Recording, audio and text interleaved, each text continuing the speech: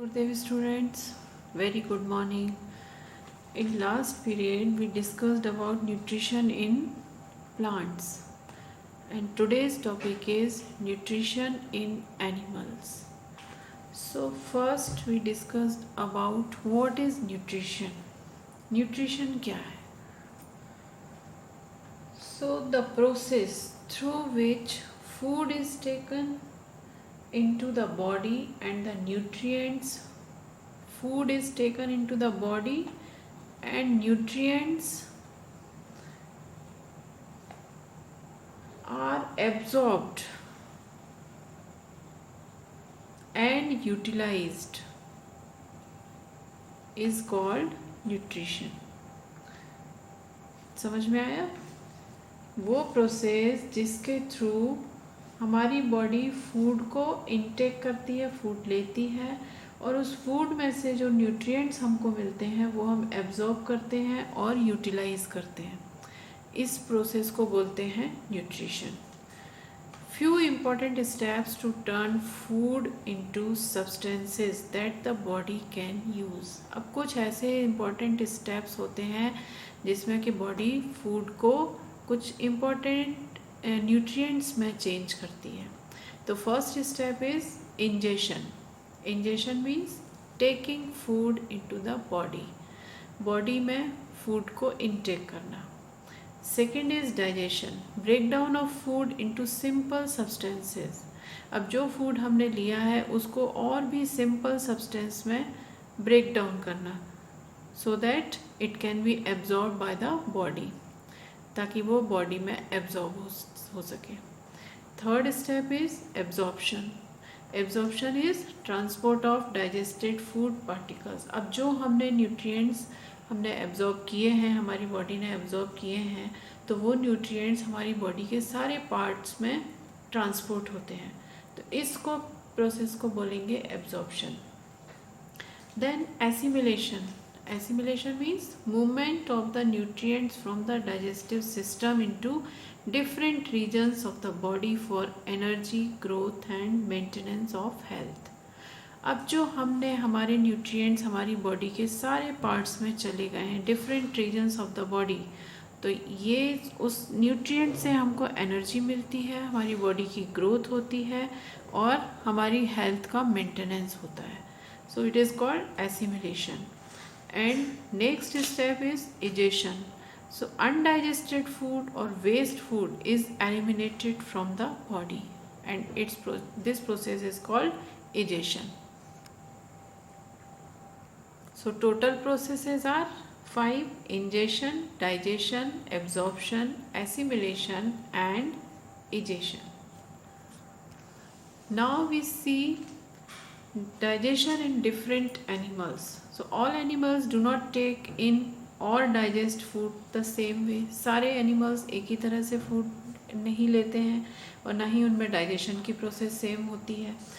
So complex organisms like us have special organs in their body to ingest, digest, absorb and assimilate food. Birds have beaks.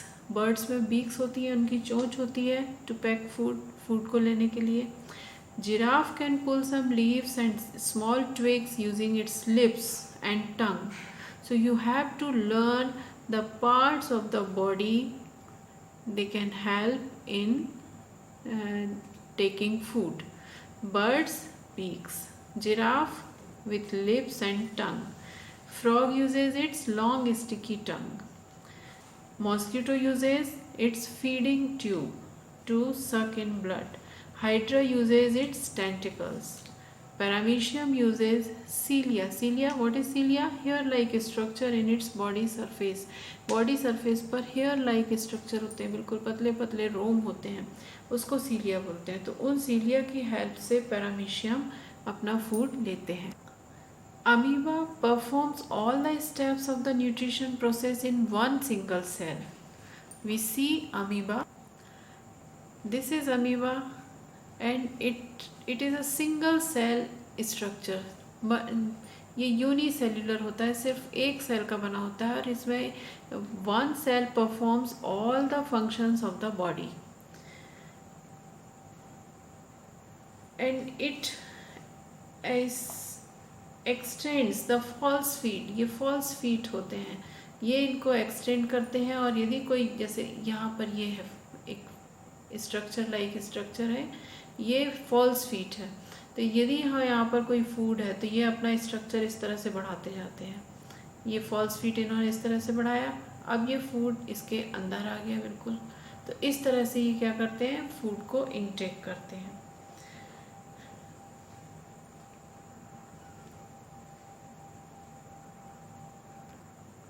Now we see digestion in humans. Digestion in humans, तो digestive process में एक पूरी alimentary canal होती है, हम देख सकते हैं। The parts of the alimentary canal are mouth, oesophagus, stomach, small intestine and large intestine. These are the parts of alimentary canal. Human digestive system assorted some glands. These are salivary glands, then liver, gallbladder, pancreas. These are the digestive glands. Now we revise digestive system in humans. So first we intake food from the mouth, and then the food comes down from the by the esophagus. esophagus से ये food नीचे आता है, और फिर then esophagus, from esophagus it comes to stomach. stomach में inner lining में यहाँ पर हाइड्रोक्लोरिक एसिड सीक्रेट होता है, जो फूड में जो भी प्रोटीन्स होते हैं उनको सिंपलर सब्सटेंसेस अमीनो एसिड्स में चेंज करता है। Then food goes to small intestine, फिर यही फूड स्मॉल इंटेस्टाइन में आता है, और स्मॉल इंटेस्टाइन में ही यहाँ पर कुछ एब्जॉर्प्शन भी होता है। Then it goes to large intestine, large intestine में भी कुछ एब्जॉर्प्शन होता है, और फिर then food comes to rectum and undigested food eject from the anus.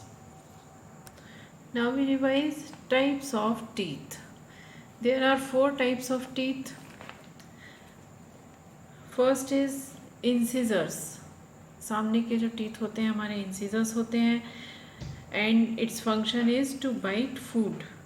Then canines, they sit next to the incisors. Canines have a sharp pointed edge and are used for piercing and tearing the pieces of food. आपने देखा होगा सामने के जो दांत होते हैं हमारे, उनके बाजू में जो दांत होते हैं वो कैनाइन्स होते हैं, और ये बहुत ही शार्प होते हैं। तो ये जो फूड हम इंटेक करते हैं उसको काटने के काम आते हैं, and its function is for piercing and tearing the pieces of food.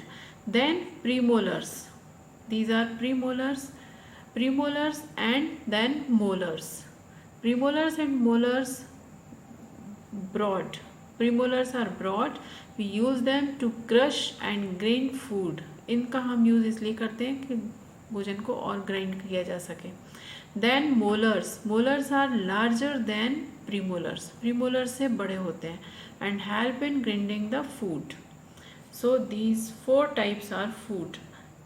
अब हम यदि देखें तो 2 incisors, 1 canine, then 2 premolars and 3 molars. So then formula क्या हो गया, 2 1 2 3.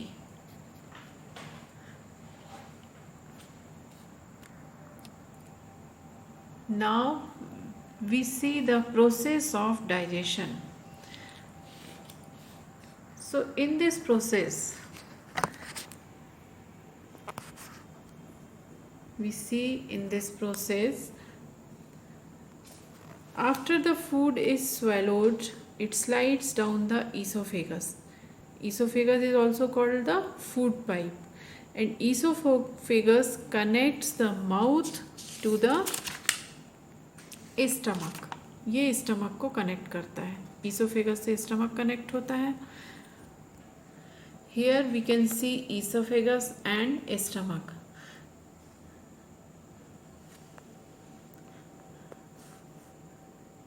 The muscles in the digestive tract help the food move by creating a wave like movement. इसमें wave like movement, wave like कैसे, जैसे यहाँ पर food आया तो यहाँ पर ये esophagus थोड़ा broad हो जाता है, फिर नीचे की तरफ और थिन पतला सा रहता है, बिल्कुल नैरो होती है इसकी लाइनिंग। तो इस मूवमेंट को हम क्या बोलते हैं, पेरिस्टालसिस। जब फूड आया तो थोड़ा ब्रॉड हो गया, फिर वो अपने शेप में आ गया, इस मूवमेंट को बोलते हैं पेरिस्टालसिस मूवमेंट। तो पेरिस्टालसिस मूवमेंट किस में होती है, ईसोफेगस में होती है। देन फूड कहाँ पर आया, स्टमक में। अब स्टमक इज जे शेप्ड होता है, ये जे शेप का होता है, जैसे आपको दिख रहा है ये जे शेप्ड है। Muscles and made of muscles and has the capacity to hold up to 2 liters of food, और इसमें 2 liters of food कम से कम आ जाता है। Depending upon the food eaten, it says in the stomach from few minutes to a few hours, और few minutes से कुछ hours तक इसमें ये food होता है। इसकी इनर लाइनिंग से HCl सीक्रेट होता है। HCl मीन्स हाइड्रोक्लोरिक एसिड, और हाइड्रोक्लोरिक एसिड का फंक्शन क्या होता है, ये जो भी बैक्टीरियाज होते हैं हमारे फूड में उनको किल करना। तो hydrochloric acid kills some harmful bacteria that might enter along with the food, and then the digestive juices in the stomach help break down proteins into simpler usable form. Next, the food enters the small intestine. Here we can see from stomach food enters into the small intestine. Small intestine is the long tube-like part of the digestive tract that connects the stomach and the large intestine. Small intestine and the large intestine it connects. So muscles in small intestine mix the food with more digestive juices. Some of the juices are produced in small intestine itself, while others are secretions of liver and pancreas. कुछ इसमें ही produce होते हैं और कुछ liver और pancreas से हमको मिलते हैं, जैसा कि हमने इस डायग्राम में हमने देखा। पेंक्रियास कहाँ पर है, ये है पेंक्रियास स्टमक के जस्ट नीचे, और लिवर यहाँ पर है। तो इनसे जो सीक्रेट्स होते हैं वो एंजाइम सीक्रेट होते हैं, वो सब कहाँ मिलते हैं, स्मॉल इंटेस्टाइन में। Next, pancreas is an organ situated behind the stomach, ये मैंने अभी आपको बताया। So this is the whole process of digestion. After digestion, most of the absorption of nutrients takes place in the small intestine. Small intestine में ही काफ़ी कुछ absorption हो जाता है। Then small intestine consists of 3 parts: duodenum, jejunum and ileum. So there are small finger-like structures known as villi. Villi होते हैं, ये हम देख सकते हैं इस फिगर में। These are the small hair-like structure and these are called villi. तो ये विलाई क्या करते हैं, यहाँ पर जो भी फूड होता है उसको एब्जॉर्ब कर लेते हैं, और यही हेल्प करते हैं transport nutrients from food into the blood stream. Next process is assimilation. Assimilation, absorb simpler substances are carried through the blood stream to different regions of the body. अब जो भी हमने हमारे सिंपल सब्सटेंसेस हैं, ये जो ब्लड स्ट्रीम में आए हैं, ये different regions of the body जाते हैं, and they are converted into complex substances that our body needs, that is proteins. तो एनर्जी के लिए जो हमको चाहिए, बॉडी की नीड होती है, वो हमको एसिमिलेशन की प्रोसेस के थ्रू मिलती है। देन एजेशन process, it is the final stage where the remaining undigested food passes out of the anus as feces and at the end of the alimentary canal. alimentary canal के and में जो anus होता है, यहाँ से जो undigested food होता है उसको इजेक्ट किया जाता है, and this process is called egestion. So it is all about digestive system in humans. I hope you all understand it and revised it. This diagram is very important, so do practice to make the diagram. Now I am sending you some questions for revision. Solve it and write answers and send to my personal WhatsApp number. Jai Gurudev.